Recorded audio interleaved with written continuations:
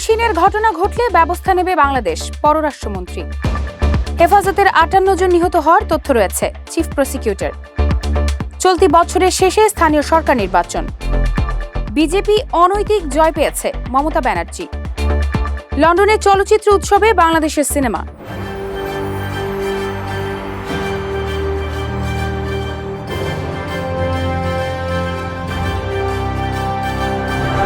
দর্শক, আমন্ত্রণ জানাচ্ছি নাগরিক প্রতিদিন নিউজরুম ইনসাইট থেকে। সঙ্গে আছি আমি মাইশা মাহমুদ। এতক্ষণ শুনছিলেন সংবাদ শিরোনাম, এবারে জানিয়ে দেব বিস্তারিত। পশ্চিমবঙ্গের ক্ষমতার পালাবদলে পুশিনের ঘটনা ঘটলে বাংলাদেশ ব্যবস্থা নেবে বলে জানিয়েছেন পররাষ্ট্রমন্ত্রী ডক্টর খলিলুর রহমান। মঙ্গলবার রাষ্ট্রীয় অতিথি ভবনে ঢাকায় সফররত মার্কিন প্রতিনিধি দলের সঙ্গে বৈঠক শেষে তিনি কথা বলেন। পররাষ্ট্রমন্ত্রী বলেন, তিস্তা চুক্তি পশ্চিমবঙ্গের নতুন সরকারের আমলে হবে কিনা সে সিদ্ধান্ত নেবে ভারত। ডক্টর খলিলুর রহমান জানান, জুন মাসে বন্ধু দেশ চীন বা ভারত সফরে যেতে পারেন প্রধানমন্ত্রী তারেক রহমান। তিস্তা মহাপরিকল্পনা নিয়ে চীন সফরে আলোচনা হবে বলেও জানান তিনি। 2013 সালের 5 মে মতিঝিলের শাপলা চত্বরে হেফাজতে ইসলামের সমাবেশ ঘিরে ঢাকা, নারায়ণগঞ্জ ও চট্টগ্রামে 58 জন নিহতের তথ্য পাওয়া গেছে বলে জানিয়েছেন চিফ প্রসিকিউটর মোহাম্মদ আমিনুল ইসলাম। মঙ্গলবার তিনি সাংবাদিকদের এ তথ্য জানান। আন্তর্জাতিক অপরাধ ট্রাইব্যুনালের চিফ প্রসিকিউটর বলেন, এসব হত্যাকাণ্ডের ঘটনায় ক্ষমতাচ্যুত প্রধানমন্ত্রী শেখ হাসিনা সহ 30 জনের সম্পৃক্ততার তথ্য পাওয়া যাচ্ছে। 2013 সালের 5 মে হেফাজতের সমাবেশকে কেন্দ্র করে দেশটির 3টি স্থানে হত্যাকাণ্ডের তথ্য পাওয়া গেছে। ঢাকায় দিনের বেলা ও রাতে হত্যাকাণ্ড সংঘটিত হয়েছে। পরদিন নারায়ণগঞ্জ ও চট্টগ্রামে হত্যাকাণ্ড সংঘটিত হয়। চলতি বছরের শেষ নাগাদ দেশে স্থানীয় সরকার নির্বাচন অনুষ্ঠিত হবে বলে জানিয়েছেন প্রধানমন্ত্রীর তথ্য ও সম্প্রচার উপদেষ্টা জাহিদুর রহমান। মঙ্গলবার সাংবাদিকদের সঙ্গে আলাপকালে তিনি সরকারের এই সিদ্ধান্তের কথা জানান। উপদেষ্টা বলেন, নির্বাচন আয়োজনের প্রাথমিক প্রস্তুতি ও পরিকল্পনা অনুযায়ী বছরের শেষ দিকে ভোট গ্রহণের লক্ষ্য নির্ধারণ করা হয়েছে। স্থানীয় সরকারকে আরও শক্তিশালী এবং তৃণমূল পর্যায়ে জনপ্রতিনিধিত্ব নিশ্চিত করতে এই উদ্যোগ নেওয়া হচ্ছে। নির্বাচনের সুনির্দিষ্ট তারিখ ও তফসিল নিয়ে আলোচনা চলছে বলেও তিনি উল্লেখ করেন।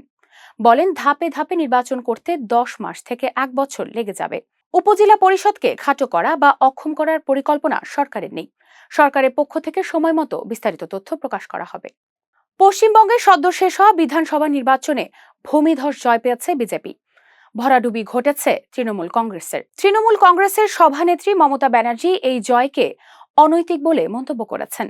গত 23 ও 29 এপ্রিল 2 দফায় হয়েছে পশ্চিমবঙ্গের বিধানসভা নির্বাচনের ভোট গ্রহণ। সোমবার সেই নির্বাচনের ফলাফল ঘোষণা করেছে নির্বাচন কমিশন। সেই ফলাফলে দেখা গেছে, পশ্চিমবঙ্গ বিধানসভার 294টি আসনের মধ্যে 206টি আসনে জয়ী হয়েছে বিজেপি প্রার্থীরা। তৃণমূল কংগ্রেসের অনেক প্রার্থী হেরে গেছেন। পরাজিত এই দলের প্রার্থীর তালিকায় আছে দলটির সভানেত্রী মমতা ব্যানার্জির নামও। নিজ কেন্দ্র ভবানীপুরে প্রধান প্রতিদ্বন্দ্বী প্রার্থী শুভেন্দু অধিকারীর কাছে হেরেছেন তিনি। লন্ডনের ঐতিহাসিক জেনেসিস সিনেমা হলে আগামী 17 মে থেকে শুরু হতে যাচ্ছে 27তম রেইনবো আন্তর্জাতিক চলচ্চিত্র উৎসব। রেইনবো ফিল্ম সোসাইটির আয়োজনে সপ্তাহব্যাপী এই উৎসব চলবে 23 মে পর্যন্ত। এবারের আসরে বাংলাদেশ, ভারত, দক্ষিণ কোরিয়া, রাশিয়া ও ইরান সহ বিশ্বের 10টি দেশের 40টিরও বেশি চলচ্চিত্র প্রদর্শিত হবে। জানা গেছে, উৎসবের উদ্বোধনী চলচ্চিত্র হিসেবে নির্বাচিত হয়েছে বাংলাদেশের সিনেমা আগন্তুক। 17 মে দুপুর 12টায় এই সিনেমার প্রদর্শনীর মাধ্যমে পর্দা উঠবে উৎসবের।